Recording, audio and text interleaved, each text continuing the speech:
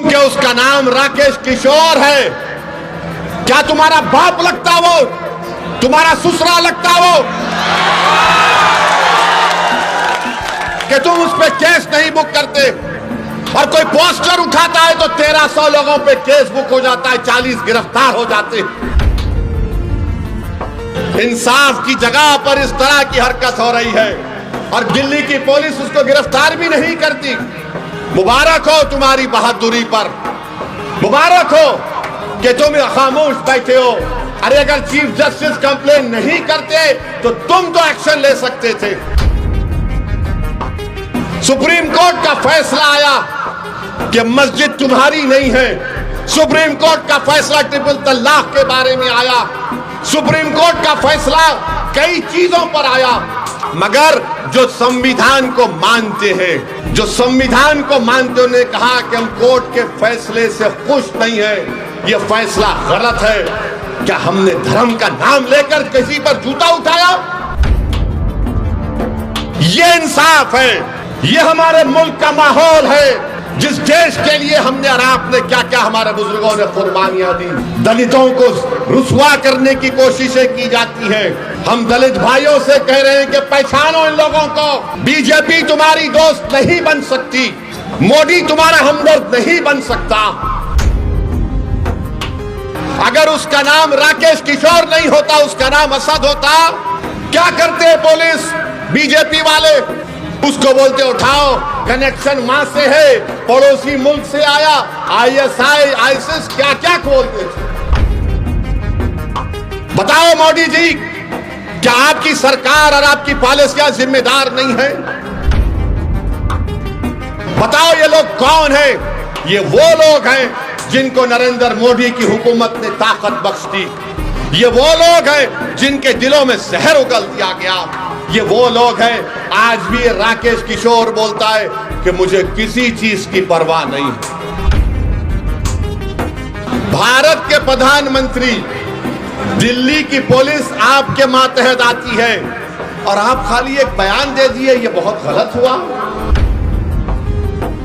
और मेरे अजीज दोस्तों और बुजुर्गों, सबसे शर्मनाक हरकत हमारे भारत के सुप्रीम कोर्ट में हुई कि एक शख्स जिसका नाम राकेश किशोर था, इसने चीफ जस्टिस के इजलास में कोर्ट नंबर 1 में चीफ जस्टिस के सामने जूता उतार कर फेंक दिया उसके कोर्ट में। इसका नाम क्या था? राकेश किशोर। हमारे भारत की सबसे बड़ी कोर्ट, सुप्रीम कोर्ट के जज जो है वो दूसरे दलित जज हैं। मैं हमारे दलित भाइयों को पैगाम देना चाह रहा हूं, हमारे अंबेडकरवादी आइडियोलॉजी को मानने वालों को पैगाम दे रहा हूं, जो बाबा साहेब अंबेडकर को मानते हैं उनको पैगाम दे रहा हूं, उन भारत के नागरिकों को जो संविधान को मानते हैं उनको पैगाम दे रहा हूं। ये तारीखी सरजमीन में खड़े होकर बोल रहा हूं। चीफ जस्टिस ऑफ इंडिया के कोर्ट में एक शख्स अपना जूता उठाकर चीफ जस्टिस के कोर्ट में फेंकता है। मेरे भाई आप बताइए क्या हो रहा है? और जब उस शख्स ने नारा क्या लगाया, सुप्रीम कोर्ट के चीफ जस्टिस के इजलास में नारा क्या लगाया कि सनातन धर्म का अपमान नहीं सहेगा हिंदुस्तान। उसने नारा लगाया और अपनी जेब से उसके कागज भी निकला, उसमें लिखा था कि सनातन धर्म का अपमान नहीं सहेगा हिंदुस्तान।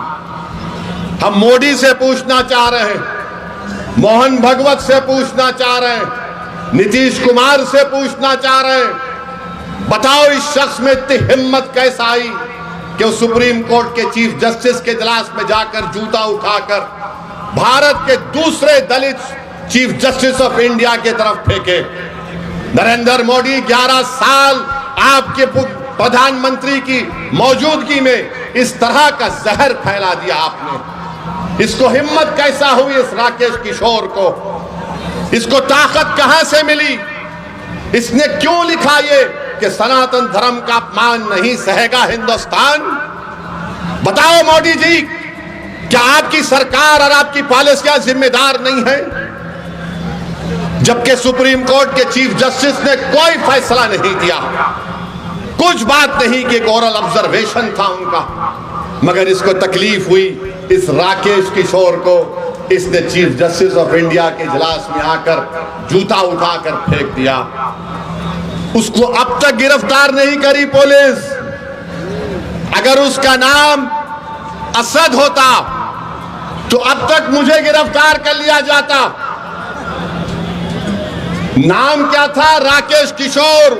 ऊपर वाले हैं, बड़े लोग हैं, हम कमतर हैं। सुनो मेरे दलित भाइयों, चीफ जस्टिस ने कहा कि मैं कंप्लेन नहीं करूंगा, ठीक है, मगर मैं बड़ी इज्जत के साथ चीफ जस्टिस के इस फैसले को नहीं मानता, क्योंकि सवाल आप पर जूता फेंकने का नहीं है।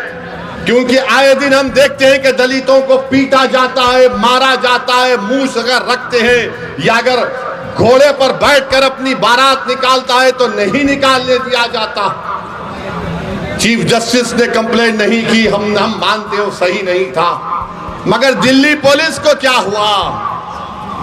दिल्ली पुलिस 100 मोटो एक्शन ले सकती। और मैं आपको बता रहा हूं, देश को बता रहा हूं, जब हमारी संसद पार्लियामेंट में 2 नौजवान कूद गए संसद में, याद है, कूदे थे, कूदने के बाद एक धुआं उन्होंने छोड़ा, उन पर अनलॉफुल एक्टिविटीज प्रिवेंशन एक्ट लगाया गया। भारत के प्रधानमंत्री, दिल्ली की पुलिस आपके मातहत आती है और आप खाली एक बयान दे दिए, ये बहुत गलत हुआ।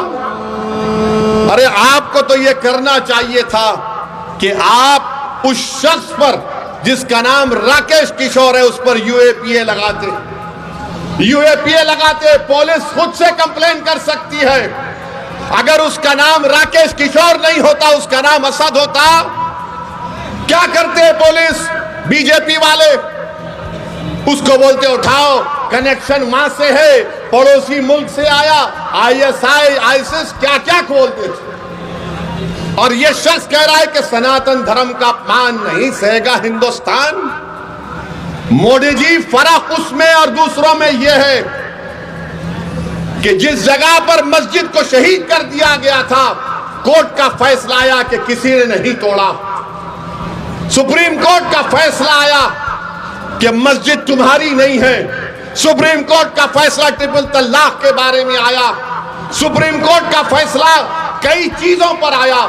हालिया यही सुप्रीम कोर्ट ने इंटरिम ऑर्डर दिया वक्फ कानून के ऊपर, जिससे हमको नुकसान होगा, मस्जिदों को नुकसान होगा। मगर जो संविधान को मानते हैं, जो संविधान को मानते, उन्होंने कहा कि हम कोर्ट के फैसले से खुश नहीं है, यह फैसला गलत है। क्या हमने धर्म का नाम लेकर किसी पर जूता उठाया? बताओ ये लोग कौन है? ये वो लोग हैं जिनको नरेंद्र मोदी की हुकूमत ने ताकत बख्श दी। ये वो लोग हैं जिनके दिलों में जहर उगल दिया गया। ये वो लोग हैं, आज भी राकेश किशोर बोलता है कि मुझे किसी चीज की परवाह नहीं है, मुझे कोई गम नहीं है कि मैंने चीफ जस्टिस ऑफ इंडिया के सामने जूता उठाकर फेंका। ये क्या हो रहा है हमारे देश में? इंसाफ की जगह पर इस तरह की हरकत हो रही है और दिल्ली की पुलिस उसको गिरफ्तार भी नहीं करती। मुबारक हो तुम्हारी बहादुरी पर, मुबारक हो कि तुम खामोश बैठे हो। अरे अगर चीफ जस्टिस कंप्लेन नहीं करते तो तुम तो एक्शन ले सकते थे, लेकर जाते हो उसको। उत्तर प्रदेश में बच्चों को पकड़ा जाता है, पीटा जाता है और पुलिस की गाड़ी से उतारकर उनको बोलते हैं कि कान पकड़कर माफी मांगो, क्योंकि उसका नाम राकेश किशोर है। क्या तुम्हारा बाप लगता वो? तुम्हारा ससुरा लगता वो कि तुम उस पर केस नहीं बुक करते? और कोई पोस्टर उठाता है तो 1300 लोगों पे केस बुक हो जाता है, 40 गिरफ्तार हो जाते हैं। सुप्रीम कोर्ट के चीफ जस्टिस के कोर्ट में जूता फेंकता है और ये लोग कोई केस रजिस्टर नहीं करते, पकड़ना तो दूर की बात।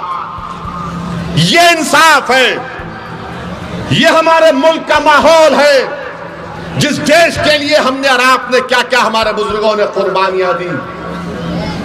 दलितों को रुसवा करने की कोशिशें की जाती है। हम दलित भाइयों से कह रहे हैं कि पहचानो इन लोगों को। बीजेपी तुम्हारी दोस्त नहीं बन सकती, मोदी तुम्हारा हमदर्द नहीं बन सकता। भारत की तारीख का दूसरा दलित चीफ जस्टिस ऑफ इंडिया है। ये चीफ जस्टिस ऑफ इंडिया के वालिद जो थे, उनके वालिद जब बाबा साहेब अंबेडकर ने हिंदुइज्म को छोड़कर नागपुर में बौद्ध मजहब को इख्तियार किया तो उनके वालिद साथ थे बाबा साहेब अंबेडकर के। मेरे भाई, ये हालात है वतन अजीज के।